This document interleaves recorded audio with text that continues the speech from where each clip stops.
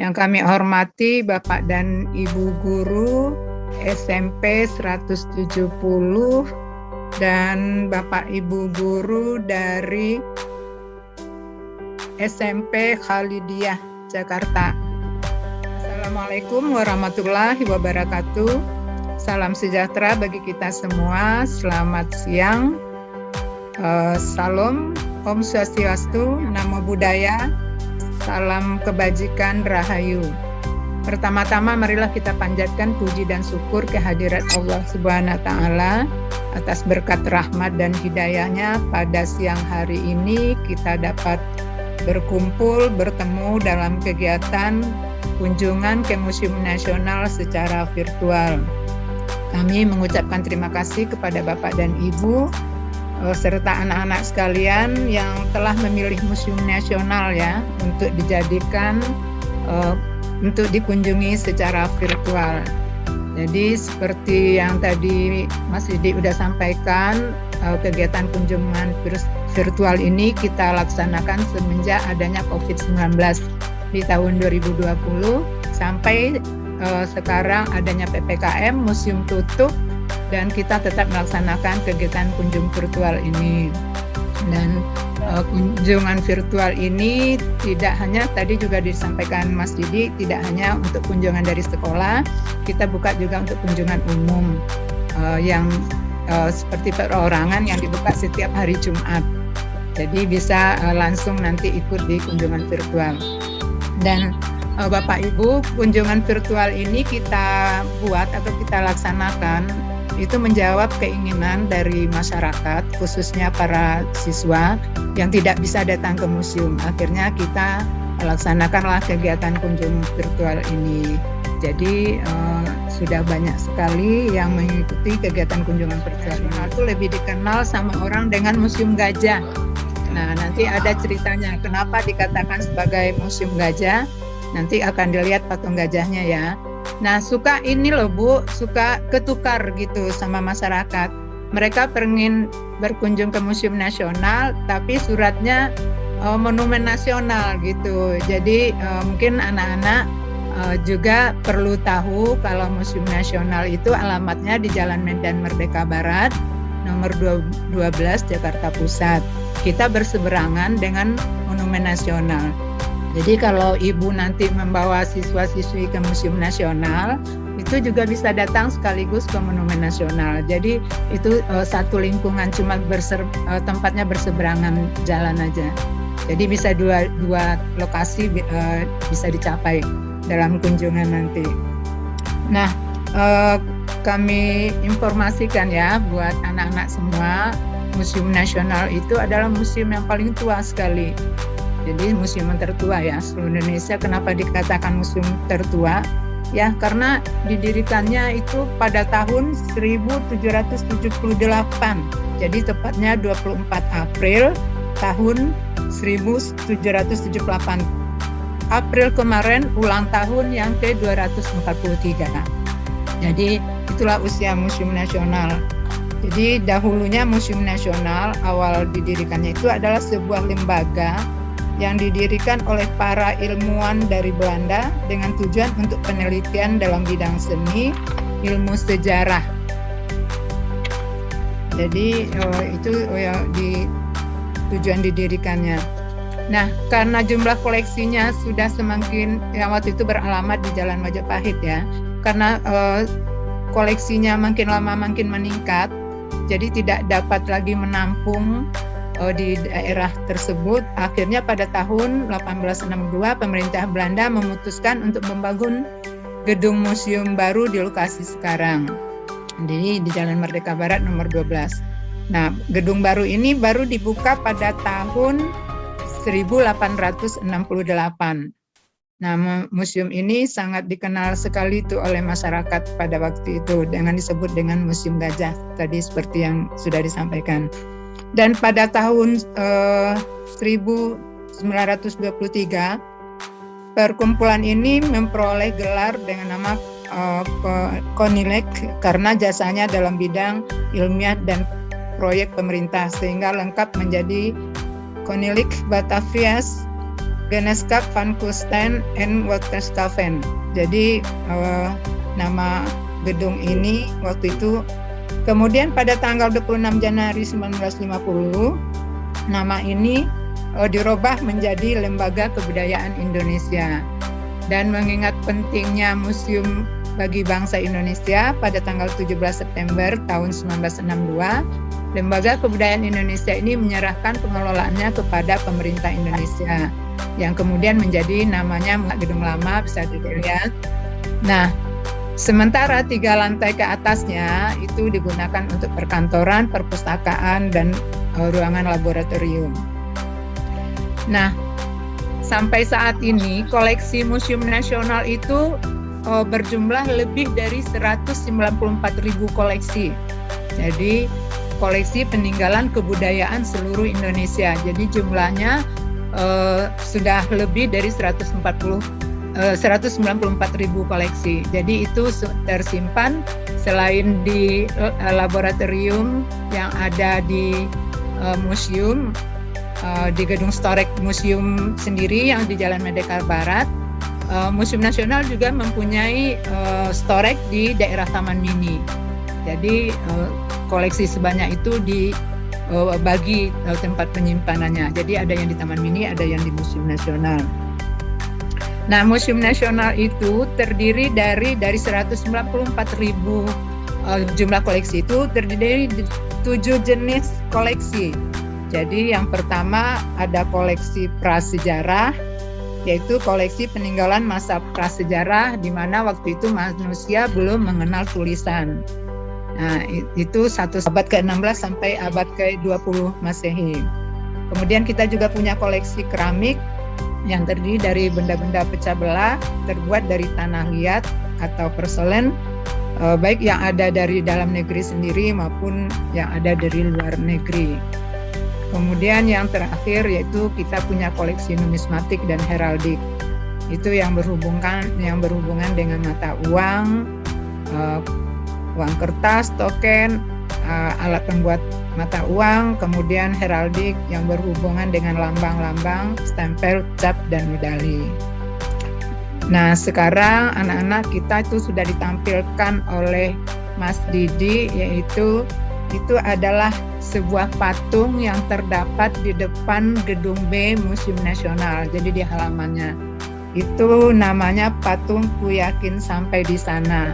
Biasanya patung ini digunakan oleh pengunjung museum untuk foto-foto. Jadi kalau datang ke museum mereka suka foto-foto itu di depan patung Ku Yakin Sampai di Sana. Nah, patung ini merupakan hasil karya dari seniman berasal dari Bali, Nyoman Nuarta. Dan beliau pada awalnya memberikan nama pada hasil karyanya itu yaitu Lorong Waktu. Hal ini sejalan dengan logo Museum Nasional yang menyimbolkan masa lalu, masa sekarang, dan masa yang akan datang.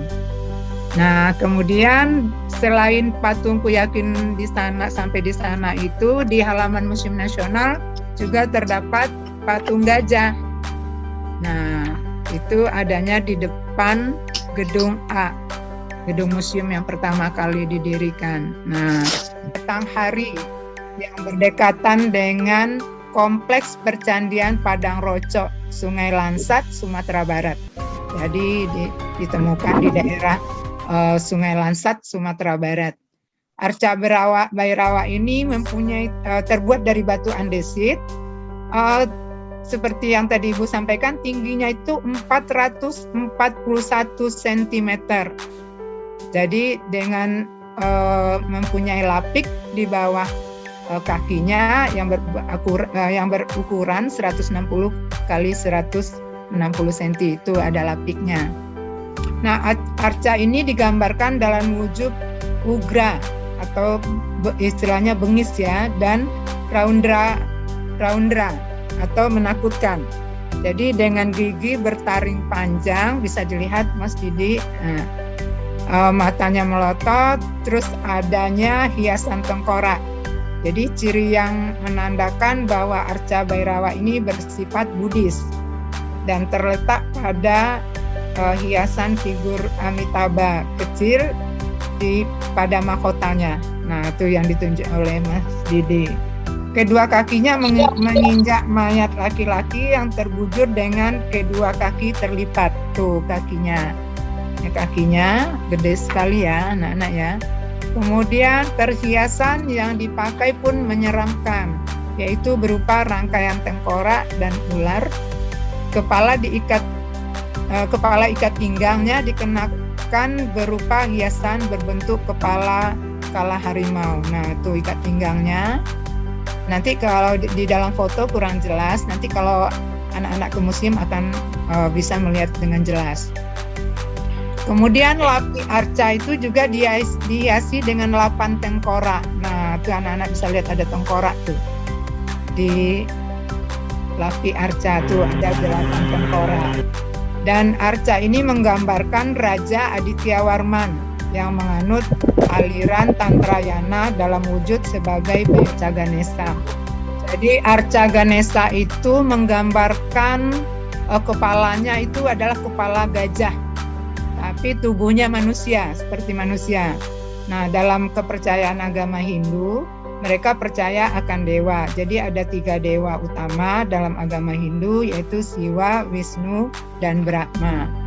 Sedangkan Ganesha ini dipercaya sebagai anak dari Dewa Siwa dan dianggap sebagai dewa ilmu pengetahuan. Jadi nanti anak-anak bisa juga melihat sebenarnya banyak sekali ya arca-arca yang tersimpan di Taman Arca ini. Nah, kemudian kita bisa juga melihat arca Dwarapala. Mas Didi, arca yang digambarkan raut wajahnya itu agak menyeramkan ya. Nah, itu jadi arca Dwarapala ini wajahnya itu agak menyeramkan, membawa gala dan berpasangan. Biasanya arca ini diletakkan di candi, di pintu-pintu kalau kita mau masuk ke sebuah candi. Jadi kalau kita mau misalnya ke Prambanan atau ke Borobudur, biasa arca ini ada di pintu-pintunya. Jadi mungkin itu aja yang bisa disampaikan dulu Mas Didi, karena banyak lagi ya. Kalau dijelaskan waktu nggak cukup. Kita langsung ke gedung B aja Mas Didi. Ke gedung B.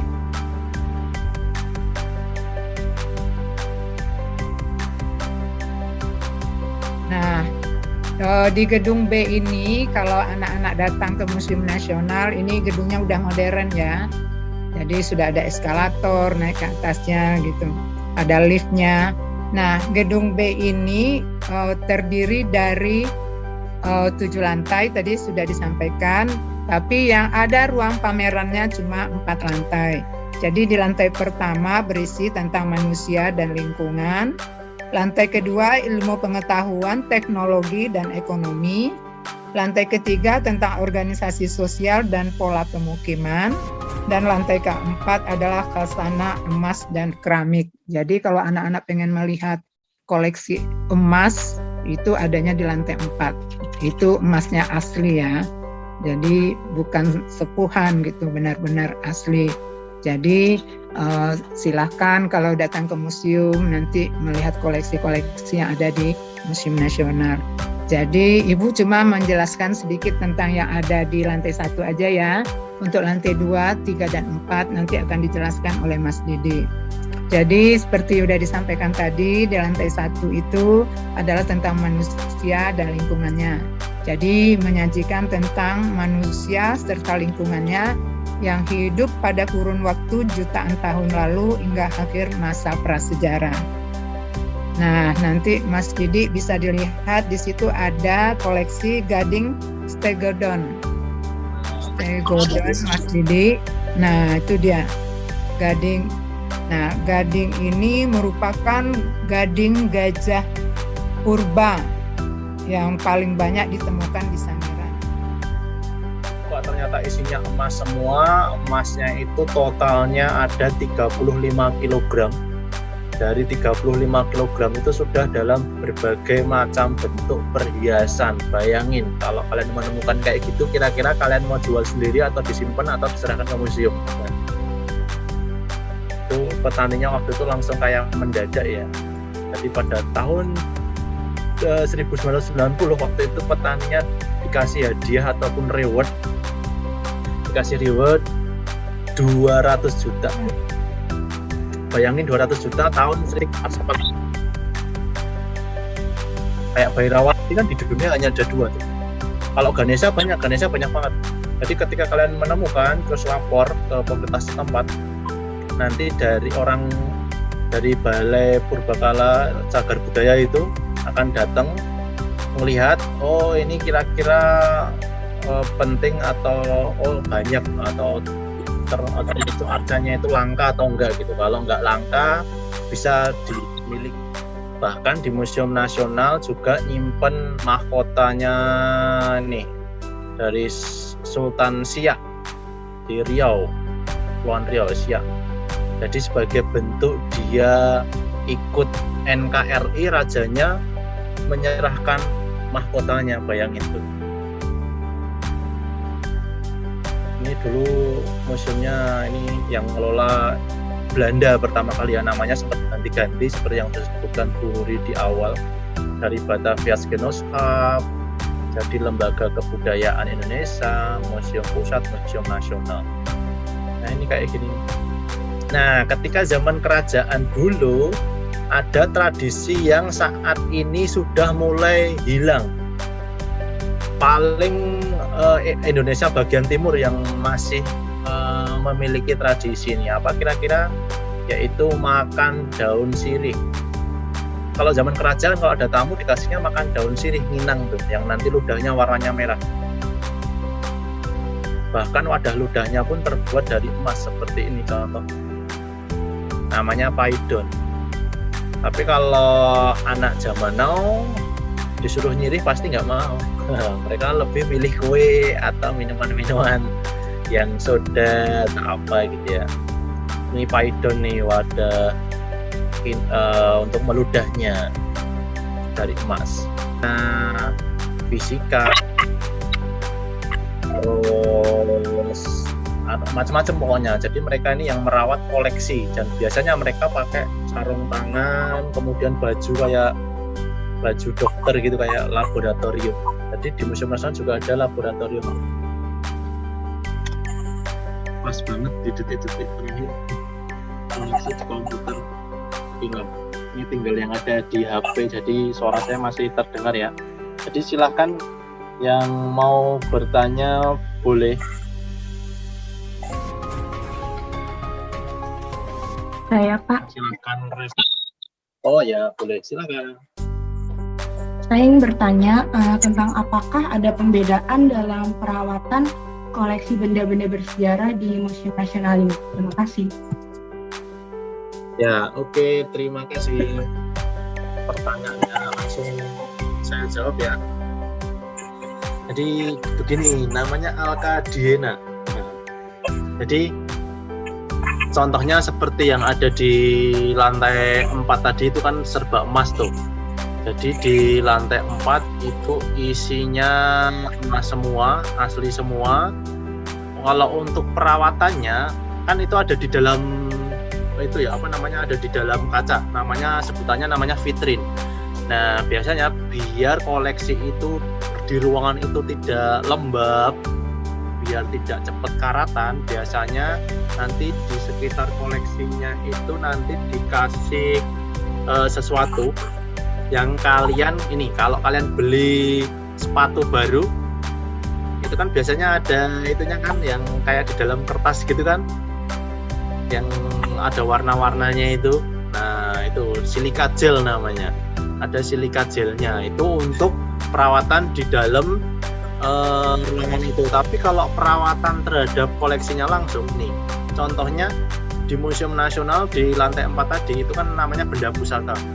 Benda pusaka kalau yang ada di keraton misalnya kayak Keraton Jogja, Keraton Solo, yang namanya benda pusaka mereka punya waktu tertentu untuk memandikan koleksi. meski namanya benda pusaka, tidak ada benda yang diperlakukan secara khusus, misalnya dimandikan pakai kembang atau apa, nggak ada. Kita perlakukan secara sama, dan yang di sini yang paling bertanggung jawab istilahnya yang mereka bisa menghandle koleksi-koleksi ini adalah teman-teman konservator namanya. Jadi mereka itu yang seperti saya bilang tadi, backgroundnya mereka ada yang lulusan biologi, lulusan kimia, lulusan pertanian, mereka sudah ahlinya tentang itu. Jadi mereka udah ada jadwalnya, misalnya Senin ke batu, Selasa ke besi atau yang lain-lain seperti itu. Dan yang paling penting adalah ini, contohnya misalnya kita jalan-jalan ke museum gitu kan, jalan-jalan ke museum, kemudian permen karet, terus ini itu buangnya asal, malah ditempel. Nah itu nanti atau mengukur. Jadi itu ada istilah carbon date. Jadi melihat unsur yang ada di koleksi. Jadi kalau para arkeolog biasanya kalau mereka menggali tanah, misalnya mereka dapat sesuatu tuh, mereka bisa cek dia temukannya ada di lapisan tanah yang kan lapisan tanah ini macam-macam ya. Nah, jadi ada lapisan tanah yang mana nih? Yang saya bilang ada carbon date. Ada misalnya juga kalau orang menemukan benda-benda di gua tempat manusia purba, itu nanti ada beda lagi yang dipakai. Jadi istilahnya kalau yang paling banyak dipakai carbon dating gitu. Ya, istilahnya namanya carbon dating. Nah, mungkin kapan mau namanya nggak? Cukup ya, oke. Jadi istilahnya carbon dating deh. Jadi untuk mengetahui benda-benda ini umurnya berapa, itu terutama untuk benda ataupun koleksi yang berasal dari masa-masa praaksara ya, dan organik. Bukan batu ataupun tanah kayak gitu. Beda kalau kita nemuin prasasti. Nah, kalau prasasti itu kan ada keterangannya ya. Ada orang yang menuliskan data di prasastinya, itu ada yang nulisin kapan itu ditulis, ada juga yang tidak. Bisa kita lihat dari misalnya prasastinya ini ditemukan di sekitar mana. Nah, kayak misalnya tadi menemukan emas di Mojokerto gitu kan. Emas Mojokerto itu kan pusatnya kerajaan Majapahit. Nah, jadi bisa diperkirakan ini adalah peninggalan dari kerajaan Majapahit, dan Majapahit itu ada sekitar abad 12 gitu. Jadi ini adalah dari kerajaan Majapahit diperkirakan. Nah, jadi biasanya kalau para arkeolog ada ilmu kira-kira. Jadi ditemukan abad berapa seperti itu. Kayak misalnya nemuin arca Ganesha, dia ada di situs apa gitu kan. Gitu. Oke, terima kasih.